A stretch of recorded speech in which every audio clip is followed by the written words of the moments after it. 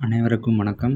இப்போ வந்து நம்ம என்ன பார்க்க போகிறோம் அப்படின்னா, நம்ம வந்து இண்டஸ் வேலி சிவிலைசேஷன் சீல்ஸை வந்து டிஸ்பியர் பண்ணிட்டோம். அந்த லெட்டர்ஸை எல்லாத்தையும் நம்ம டிஸ்பியர் பண்ணிட்டோம். சரிங்களா? அதை பற்றி தான் இப்போ நம்ம தெளிவாக பார்க்க போகிறோம். இப்போ இதை பாருங்கள். இதெல்லாம் தான் அந்த லெட்டர்ஸ். இந்த லெட்டர்ஸ்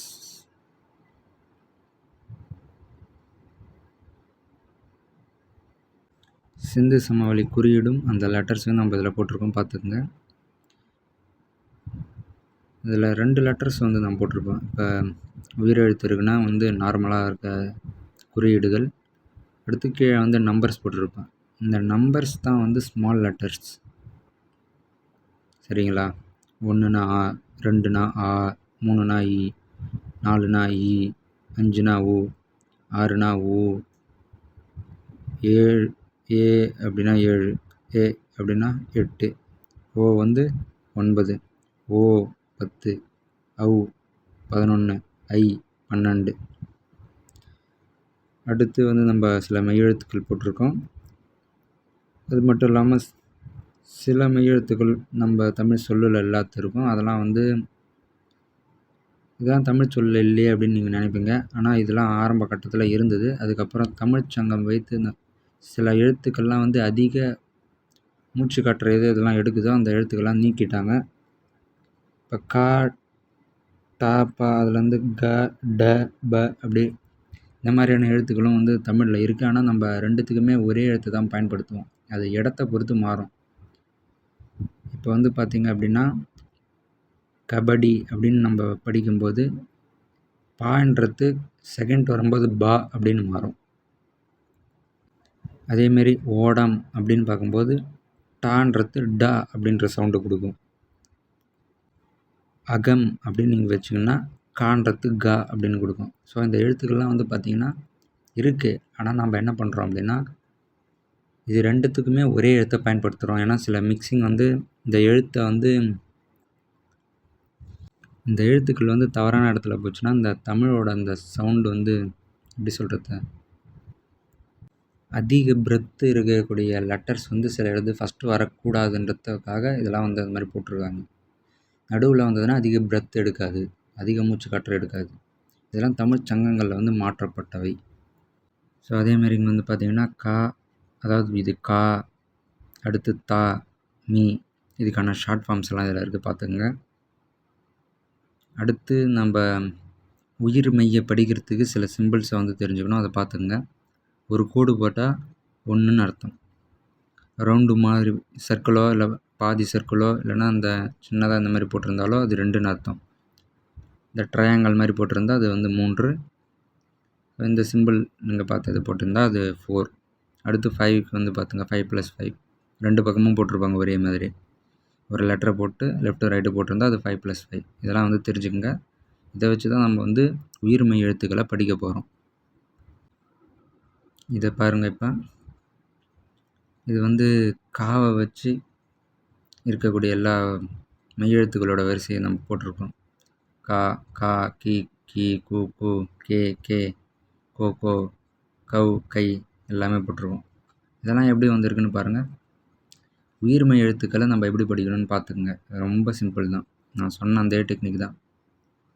ஒரு கோடு வந்தால் 1, 2 கோடு வந்தால் 2, 3 கோடு வந்தால் 3, 4 கோடு வந்தால் 4. அந்தந்த சிம்பிள் வந்தால் அந்த கவுண்ட். இந்த கவுண்ட்டை வச்சு தான் நம்ம உயிர்மெய் எழுத்துக்களை படிக்க போகிறோம். இப்படி வந்து இந்த காம்பவுண்டாக வந்து இந்த லெட்டர்ஸ் வந்துடும். இதை வந்து சில பேர் காம்பவுண்ட் லெட்டர்ஸ்னு சொல்லுவாங்க. அதெல்லாம் ஒரு சிலது தான், எல்லாமேலாம் கிடையாது. 90% இது என்ன அப்படின்னா இதெல்லாம் உயிர்மெய் எழுத்துக்கள். அது எப்படி படிக்கணுன்றது தான் நம்ம பார்க்கணும். ஒன்றும் கிடையாது. நான் சொன்ன இந்த டெக்னிக்கில் நீங்கள் இதை படிச்சிங்க அப்படின்னா இதோட கவுண்ட் வந்து ஒரு லெட்டரில் மொத்தம் 12 தாண்டாது. ஏன்னா மொத்தம் 12 உயிரெழுத்துக்கள் தான் இருக்குது. 12 உயிரெழுத்துக்கள் தான் இருக்குது. அதனால் இந்த கவுண்ட்டு நீங்கள் எதில் பார்த்தாலும் 12 தாண்டாது. இதில் வச்சு தான் நம்ம வந்து உயிர்மெய் எழுத்துக்களை படிக்கணும். கீழே வந்து எக்ஸாம்பிள் கொடுத்துருக்கோம் பாருங்கள், எப்படி வந்து ஒரு எழுத்தையும் வந்து நம்ம படிக்கணும் உயிர்மெய் எழுத்துக்களை அப்படின்றதுக்கு எக்ஸாம்பிள்ஸ் பார்த்துங்க.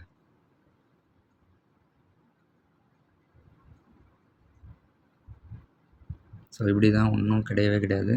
எல்லாமே எளிமை தான். வட்டம் போட்டிருந்தா 2, முக்கோணம் மாதிரி போட்டிருந்தா 3, இந்த மாதிரி கொஞ்சம் கட்டை மாதிரி போட்டிருந்தா 4, கோடுகள் போட்டிருந்தா 1. அதை கவுண்ட் பண்ணிக்கணும். அது கவுண்ட் பண்ணி அந்த நம்பர் என்ன வருதுன்னு பார்க்கணும்.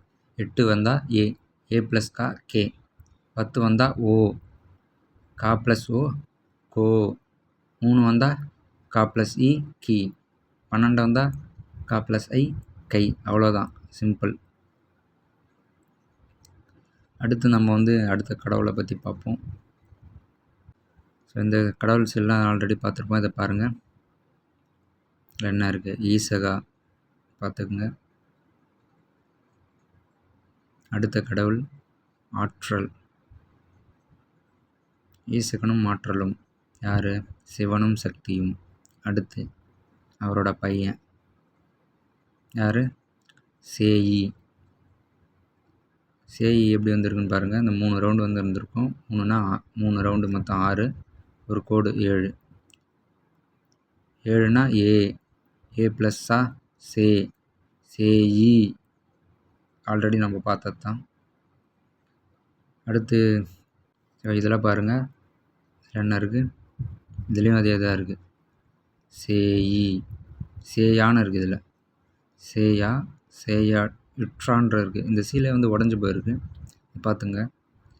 கீழே என்ன இருக்குது, 3 பா இருக்குது. 3 பானா அது பாப்பா அப்படின்னு வரும்.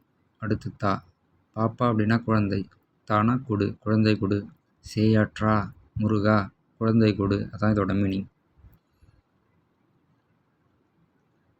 அடுத்து இந்த சிலை பாருங்கள், இந்த என்ன, வா 3 கோடு வந்தால் இ சா, வைசா அப்படின்னா என்ன?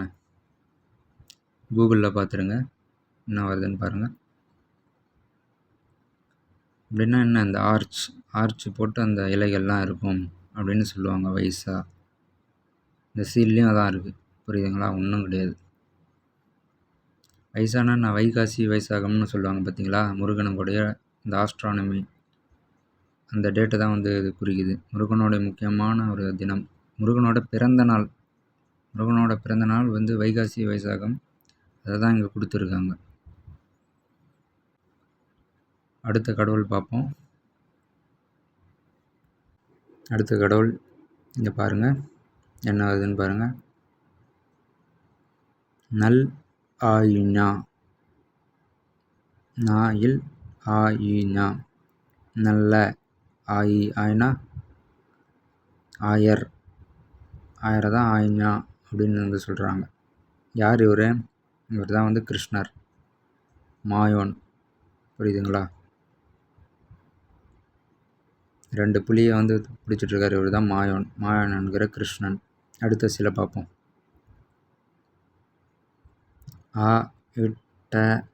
ஆகாசா, அட்ட ஆகாசா. அட்டை அப்படின்னா என்ன? அட்டைனா ஒன்றும் கிடையாது, அஷ்டமின்னு சொல்லுவாங்க. அஷ்டமி 8 தான் அப்படின்னு சொல்கிறாங்க. தமிழ் எண்ணில் ஆனா 8ன்னு அர்த்தம். ஆட்டுன்னு சொல்லுவாங்க இந்த நார்த்துலலாம், 8.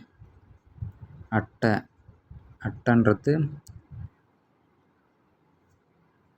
கிருஷ்ணர் தான் குறிக்கும். அவர் 8th அவதார் அப்படின்னு சொல்லுவாங்க. 8ன்றது முக்கியமான நம்பர். வாசுதேவாவில் கூட 8 வாசுவை சொல்லுவாங்க. நீர், நிலம், காற்று, ஆகாயம், நிலா, ஒளி, நட்சத்திரம், இதெல்லாம் சொல்லுவாங்க.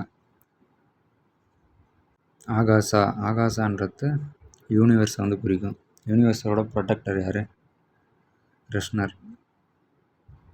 ஸோ அதை தான் சொல்லியிருக்காங்க, பார்த்துக்குங்க. அடுத்த சீல் பாருங்கள், இதை படிப்போம். பா ஆ ச வா ஆ இ மா, பாசவா ஆயிமா. பாசவா அப்படின்னா என்ன? பாசவானா காளை அப்படின்னு அர்த்தம். பசு அப்படின்னா என்ன? கவு. பாசவானா காளை. கர்நாடகா சைடு, இந்த நார்த்தன் தமிழ்நாடு அந்த ஏரியாவெல்லாம் பாசவா அப்படின்னு கூட சொல்லுவாங்க. பசுனா கவு, பாசவானா புல். ஆயிமா, ஆயினா ஆயர் குலத்தை சேர்ந்தவர். ஆயர் குலத்தை சேர்ந்தவர் தான் யார்? மாயோன் தான் அவர். பார்த்துங்க, இந்த சீலை பாருங்கள், இவர் மாயோன்றதுக்கான ஆதாரம் இருக்குது. கீழே என்ன இருக்குது? கீழே எல்லாமே வந்து இந்த விலங்குகள் இருக்குது. எருமை மாடு, ஆடு, கோழி, சின்ன ரைனோசர் எல்லாமே வந்து வெஜிடேரியன். மேலே இருக்கிறது ஆபத்தான உயிரினங்கள். இதுங்கிட்டேருந்து இதை காப்பாற்றுறாரு. புரியுதுங்களா? மாயோன் வந்து முல்லை நிலத்தோட தலைவன். புரியுதுங்களா? கால்நடைகளை காப்பாற்றுபவர். ஸோ இந்த சீலை பாருங்கள். ஸோ இதுலேயும் அவர் இருக்கார். மேலே வந்து இருக்குது வீணுன்ற ஒரு எழுத்து இருக்குது. இந்த வீ தான் கடைசியில் வந்து இந்த தர்ம சக்கரமாக மாறுது. புரியுதுங்களா? அடுத்து சென்னையில் கிடைச்ச ஒரு கல். அந்த கல்லில் என்ன எழுதியிருக்குன்னு படிப்போம். ஃபஸ்ட்டு வந்து ழா, ரெண்டாவது ஆ, அடுத்து யா போட்டு 3 இது போட்டிருக்காங்க ரவுண்டு. 3னா என்ன வரும்? 3 2 6. யூ, அடுத்து டா, ழா அயுட்டா. அயுட்டான்றது ஒரு தமிழ் கிங்டம் தான் குறிக்கும். இந்த அயுட்டான்ற கிங்டம்லேருந்து தான் வந்து செம்பவளம் அப்படின்ற ஒரு குயின் வந்து கொரியாவில் போய் ஒரு கிங்கை கல்யாணம் பண்ணாங்கன்னு சொல்லுவாங்க. அந்த கிங்டமை தான் வந்து போட்டிருக்காங்க. இது வந்து தமிழ்நாட்டில் கிடைக்கப்பட்ட கல். ஆனால் அதில் என்ன எழுதியிருக்கு அப்படின்னா சிந்து சமவெளி முத்திரை எழுதியிருக்கு. அயுட்டான்றது தமிழர்களோட ஒரு கிங்டம், பாண்டிய கிங்டம். அதான் இது போட்டிருக்கு. சிந்து சமவெளி முத்திரையிலும் அயுட்டா, அயுதா அப்படின்ற எழுத்து இருக்கு, பார்த்துக்குங்க. அடுத்து தமிழ் என்ற எழுத்து இண்டஸில் இருக்குது, பார்க்கலாமா வாங்க. அதாவது இண்டஸ் அந்த பிடிஎஃப் இருக்குல்ல, அதை வந்து இந்த ஏஎஸ்ஐ கொடுத்துருப்பாங்க. அந்த பிடிஎஃபோட முதல் சீல் என்ன இருக்குன்னு பார்ப்போம். பாருங்கள். அ, தா, மீ, ழா, வு. ஆ தமிழ வு. ஸோ தமிழோட பேர் தான் இருக்குது முதல் சீல். தமிழ் அப்படின்னு கிட்டத்தட்ட 30 சீலு கிட்ட வந்து இருக்குது தமிழ்ன்ற பேர். புரியுதுங்களா? இதெல்லாம் தமிழோட சீல்ஸ் பாருங்கள்.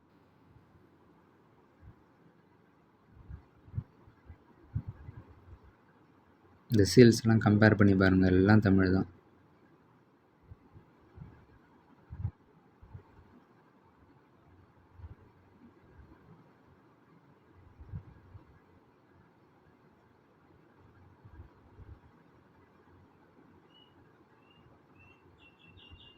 தமிழ் தமிழ் தமிழ், எத்தனை தமிழ்.